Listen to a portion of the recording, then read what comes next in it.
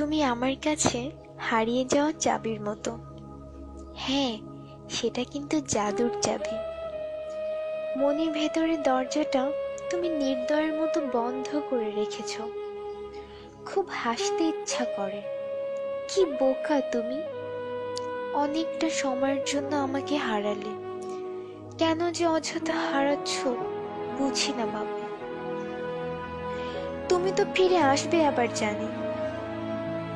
আচ্ছা, তুমি যখন খাবার খেতে বসো তখন হাতের ডান পাশের চেয়ারটার দিকে কি তাকাও না? শুনে রাখো, চেয়ারটা কিন্তু আমারই, ঠিক আগের মতো। কাউকে বসতে দিও না।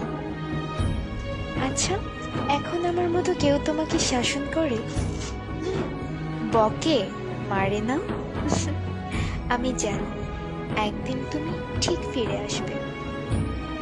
অনেক কিছু অনেক সময় মনে পড়ে যায়, ভালো লাগে না। প্রথম দিক যখন প্রেম করতাম তোমাকে বুঝতে দেইনি তোমাকে কত ভালোবাসি।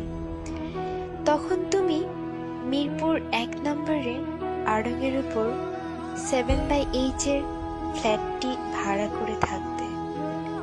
আমি যখন যেতাম তুমি তখন ওপর দিয়ে তাকিয়ে অস্থির হয়ে যেতে আমাকে দেখার জন্য। ভেবেছিলাম এই অস্থিরতা হয়তো একদিন থাকবে না, কিন্তু তুমি আমাকে ভুল প্রমাণ করে গেছো। দিন দিন মনে হতে লাগলো ভালোবাসা কি কমার জিনিস? এ তো শুধু বেড়েই চলে। প্রতিটা মুহূর্তে তোমাকে কাছ থেকে ভালোবাসার মানে বুঝেছি। তুমি আমাকে বুঝিয়েছো ভালোবাসাটা কি। ছোটবেলা থেকে নোংরা কিছু দেখতেই পারতাম না। তুমি যখন কোনো একটি কারণে খুব বমি করতে, তারপর যখন তোমাকে গোসল করিয়ে দিতাম, মাথায় পানি ঢেলে দিতাম, বিশ্বাস করো আমার অদ্ভুত শান্তি লাগত।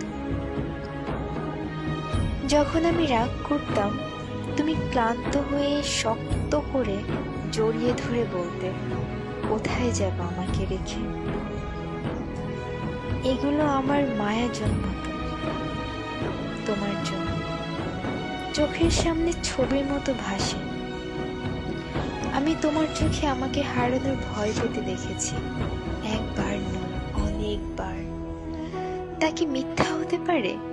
আমি বিশ্বাস করতে চাই না। তুমি তোমার জীবনে যাই করো না কেন আমি তোমার অপেক্ষায় থাকবো।